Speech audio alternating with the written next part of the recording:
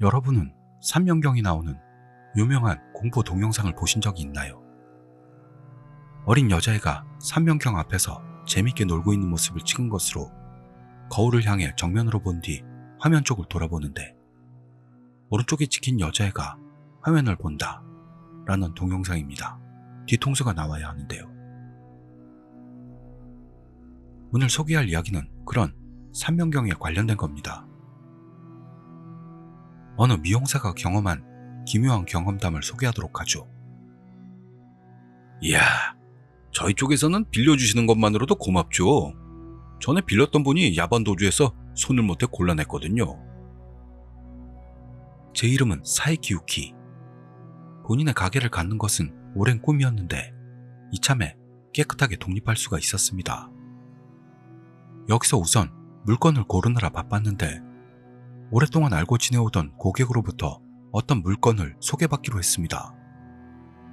그 고객은 부동산 회사를 경영하는 분인데 몇 물건을 소개해 주셨죠. 그 중에서 마음에 드는 물건이 있었습니다만 조금 사연이 있다고 할까요? 뭔가 있는 물건이었습니다. 이전에도 미용실이었던 물건입니다만 점장이 홀연히 실종되어 버렸다고 합니다. 이후 손대지 않은 상태로 방치된 채로 있다고 해서요. 그 때문에 오랫동안 임대인을 찾지 못하게 되어 사장님은 곤란해졌다고 합니다. 사정도 그렇지만 사장님의 소개라는 것도 있어 시세보다 저렴하게 임대할 수가 있어서 저는 그 자리에서 계약하기로 했습니다. 여기 있는 의자나 비품 같은 걸 정말 써도 돼요? 전에 있던 점장이 실종되고 나서 변호사와 상담했어요. 계약에 따른 월세 미지급을 이유로 가게 안의 물건들은 전부 압류한 상태죠. 그리고 뭐 이러저러해서 현재는 법적으로 제 소유물인 겁니다. 그러니까 어떻게 처분해도 상관없어요. 하지만 제가 갖고 있어도 방법이 없는 물건들 뿐이니까 사이키 씨만 좋다면 양도하고 싶네요. 처분하는 것도 공짜는 아니니 같은 미용실업이라면 사용 가능한 것도 나름대로 있지 않아요? 저는 여기를 사이키 씨가 빌려주는 것만으로도 충분하니까요. 그러시군요. 의자나 카운터도 모두 세련되고 비싸 보이는 것들 뿐이에요. 그리고 샴푸 의자도 엄청 좋은 거네요. 그쪽은 전 잘 모르지만 꽤 많은 돈을 들인 것 같아서요. 하지만 왜 야반 도주를 한 걸까요? 엄청 잘 됐잖아요, 이 가게. 글쎄요. 이유는 모르겠는데 빚이라도 있었던 걸까요? 건물 자체는 조금 낡았습니다만 역전인데다 입지도 좋은 점포였죠. 그 가게는 그렇게 넓지는 않았어도 굉장히 세련된 미용실로 지역에서는 유명한 가게 중 하나였습니다. 사실 제가 동경하던 가게 중 하나이기도 했었습니다. 가능하면 초기 투자는 억제하고 싶으니 말씀대로 사용할 수 있는 거 사용하게 해주시겠어요? 아, 그렇게만 해주신다면 저희도 도움이 되겠어요. 이런 식으로 말씀드리면 실례일지도 모르겠지만 보물덤이에요.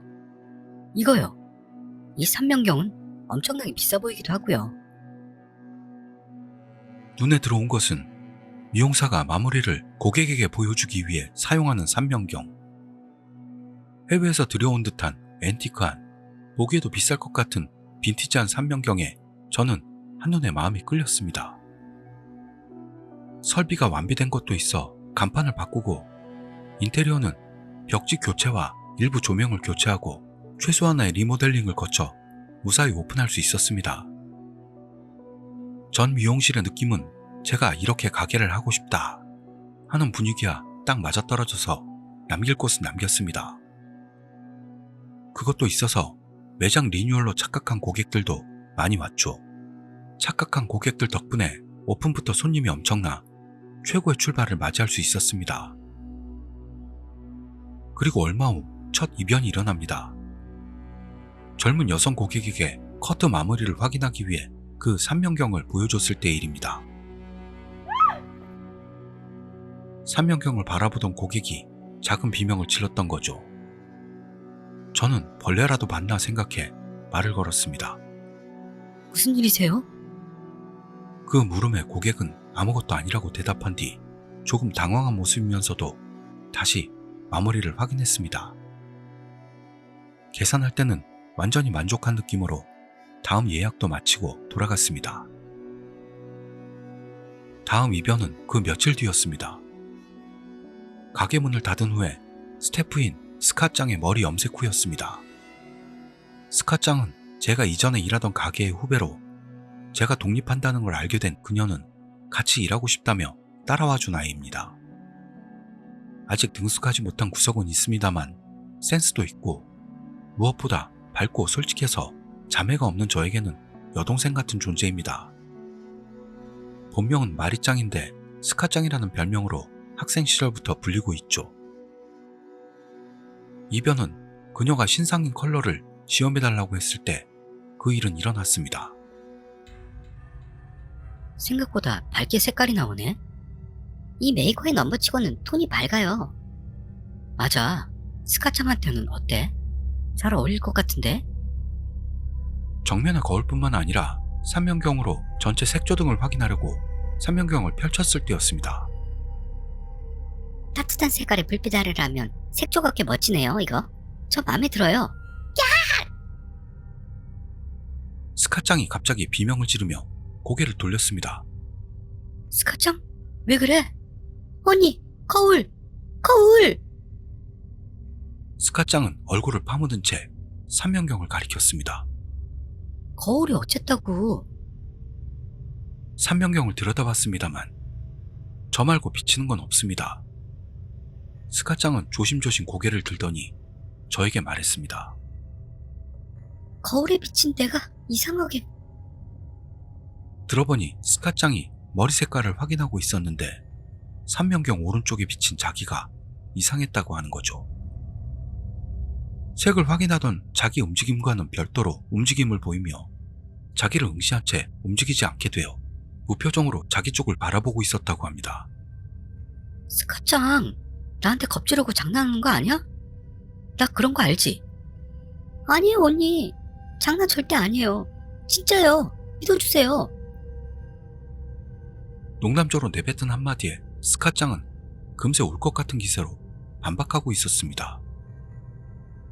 그런 엄청난 진지함에 스카짱의 말을 반신반의하며 받아들이지 않을 수 없었습니다. 그 이후로도 그 삼면경을 사용하면 손님이 묘한 얼굴을 한다든지 때로는 소리를 지르는 사건이 자주 발생했습니다. 이 삼면경에는 뭔가가 있다. 그렇게 생각하기 시작했던 무렵에 저도 이상한 일을 겪게 된 거죠. 그날 들이닥친 손님들이 돌아가게 되고 문 닫을 시간보다도 조금 이른 시간에 가게를 닫게 되었습니다. 일기예보에서는 밤부터 날씨가 급변할 예정이라고 해서 스카짱과 담소를 나누며 청소를 마치고 저녁 8시 정각에 가게를 나섰습니다. 둘이 걸어서 귀갓길을 서두를 때 저는 중간에 잊어버린 물건이 있다는 걸 깨닫고 스카짱과 헤어져 혼자 다시 가게로 돌아왔습니다. 있다 있어. 역시 충전기에 꽂아놓고 있었네. 개인용 핸드폰을 깜빡했던 저는 핸드폰을 열어 뭐 온 거 없나 확인한 뒤 백에 넣었죠. 다시 가게를 나서려던 때 문득 그 삼면경이 신경이 쓰였던 겁니다. 보안을 위해 최소한의 조명밖에 켜놓지 않은 어두운 가게 안에 이질적인 존재감을 자아내고 있는 앤티크한 삼면경. 여기엔 역시 뭔가 있을지도 몰라. 자꾸 발생하는 이변을 확인하기 위해 그 분위기에 다소 위축이 되면서도 삼면경을 조심스럽게 열어보았습니다. 역시나 아무것도 없잖아. 삼면경에는 제가 비치고 있을 뿐이었습니다. 정면, 좌, 우, 어디를 봐도 제가 비칠 뿐. 웃어도 보고 머리를 좌우로 흔들어도 보고 이상한 표정을 지어봐도 딱히 달라질 건 없습니다. 역시나 기분 탓이겠지. 삼면경을 닫으려고 했을 때입니다. 하며 밖에서 천둥이 치는 소리가 들렸습니다. 동시에 하늘이 맑아졌죠. 으아, 비 오겠다. 밖을 내다본 저는 비가 내리기 전에 돌아가야겠다고 생각하고 삼명경으로 다시 시선을 옮겼을 때였습니다. 번개가 번쩍임과 동시에 삼명경에 알지 못하는 여자가 비치고 있었습니다. 극히 짧은 순간이었습니다만 눈부신 빛이 반사된 거울 안에서 원망스러운 듯 제 쪽을 바라보고 있었던 겁니다. 저는 비명을 지르며 저도 모르게 삼명경을 바닥에 떨어뜨렸습니다. 다행히 깨지지는 않았습니다만 바닥에 떨어진 삼명경을 재차 확인하니 그 여자는 사라져 있었습니다. 무서워진 저는 거울을 그대로 두고 전기를 끈 후 가게를 나왔던 거죠. 실은 스카짱, 가게 오픈 전에 준비를 하며 그녀에게 어젯밤 일어났던 일을 이야기했습니다. 스카짱은 조금 굳은 표정으로 그 말을 듣고 있었습니다. 아, 그래서 거울이 바닥에 떨어져 있었군요. 제 말을 듣고 삼명경이 바닥에 떨어져 있던 이유를 납득한 스카짱은 계속해서 질문을 던져왔습니다. 언니, 그 여자 어떤 사람이었어요? 너무 순간적이라 잘 기억은 안 나는데 머리가 어깨까지 오는 보브컷으로 나이는 나랑 비슷한 정도였을까? 그 사람 조금 힘들어 보이는 모델 나나오 같은 얼굴 아니었어요? 아, 말 듣고 보니 그런 얼굴일지도. 언니, 역시 그 거울 저주받았는지도 몰라요. 왜? 스카짱은 조금 긴장된 표정으로 삼명경으로 시선을 옮기더니 제 생각인데요. 언니가 봤다는 여자, 이 미용실 전 점장이라고 생각해요. 그 한마디에 온몸에 소름이 돋았습니다. 하지마, 스카짱. 소름 끼쳤잖아. 언니, 엄청 진지한 이야기라고요. 저 그 가게에 갔던 적이 몇 번이나 있었어요. 정찰 겸해서 갔던 건 아니었지만 엄청 유명한 가게였기도 해서 궁금해서요. 거기 점장님이 지금 제가 말하는 것 같은 느낌이었어요. 그러니까 어쩌면 언니가 봤다는 그 사람, 전 점장일지도 모른다고 생각해요. 흥분하듯 말하는 스카짱은 뭔가가 생각난 듯이 핸드폰을 꺼내 검색하기 시작했습니다. 찾았어. 전 가게 홈페이지. 분명 스태프 소개 페이지에 있어.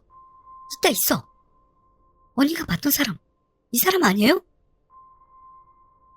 스카짱이 보여준 핸드폰 화면에 나와 있던 건 전 점장의 페이지.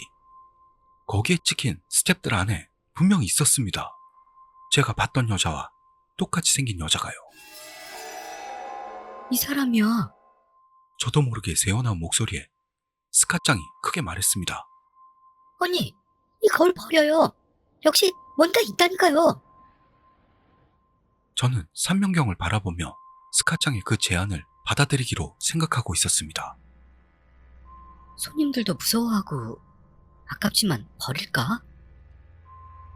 엄청 마음에 들었던 삼명경이지만 저는 처분하기로 결심했습니다. 그럼 언니, 이 거울 갖다 버리면서 저 퇴근할게요.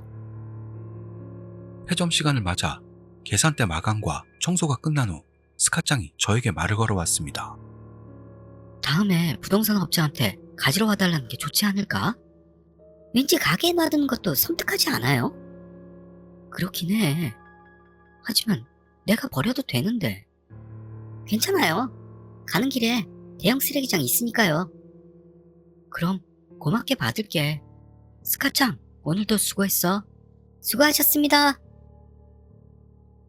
그리고 스카짱은 거울을 큰 봉투에 넣고 가게를 나갔습니다. 다음날 가게에 갔더니 항상 저보다도 일찍 출근해 있던 스카짱의 모습이 안 보입니다. 희한하네. 늦잠이라도 잤나? 혼자 가게 문 열 준비를 시작하는데도 스카짱은 좀처럼 가게에 나오질 않습니다. 문 열 준비를 마치고 시계를 봤더니 개점 15분 전. 무슨 일이라도 생겼나 생각이 들어 걱정했습니다만 곧 예약 손님이 들어왔습니다. 그날 결국 스카짱은 출근하지 않았습니다. 덕분에 너무 바빴던 하루였습니다. 그렇지만 어떻게든 헤쳐나가는 동시에 다시 스카짱 존재의 크기도 알게 된 하루가 되었죠. 가게 문을 닫고 혼자 청소하면서 저는 스카짱이 떠올랐습니다. 중간에 몇 번 연락을 했는데 받지 않았습니다. 독립하기 전부터 그녀와는 같이 일해왔는데 기억에 있는 한으로는 무단결근을 한 적이 한 번도 없습니다. 전에 남친에게 차였던 다음 날도 눈이 퉁퉁 부은 채로 제대로 출근했었고, 그럼 그녀가 연락도 없이 쉰다는 건 보통 일이 아닐 거라고 저는 진심으로 걱정이 되었습니다.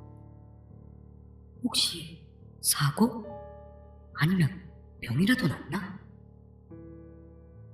일하던 중간중간 보냈던 라인을 다시 확인해도 읽었다는 표시조차 되어 있지 않았습니다. 결심한 저는 전화하기로 했습니다. 전화가 가는 소리를 들으면서 지난밤의 일을 떠올렸습니다. 혹시 삼민경을 가지고 돌아간 거로 무슨 일이 있었을지도. 계속해서 울리는 신호를 끊고 저는 서둘러 스카짱의 집으로 향했습니다. 맨션에 도착해 스카짱의 집으로 올려다봤지만 커튼이 닫혀 있는지 불빛은 보이지 않습니다. 서둘러 스카짱의 집 앞까지 갔습니다만 복도에서 보이는 창문에서도 불빛은 보이지 않습니다. 비어있는 걸 느끼면서도 저는 인터폰을 눌러봤죠.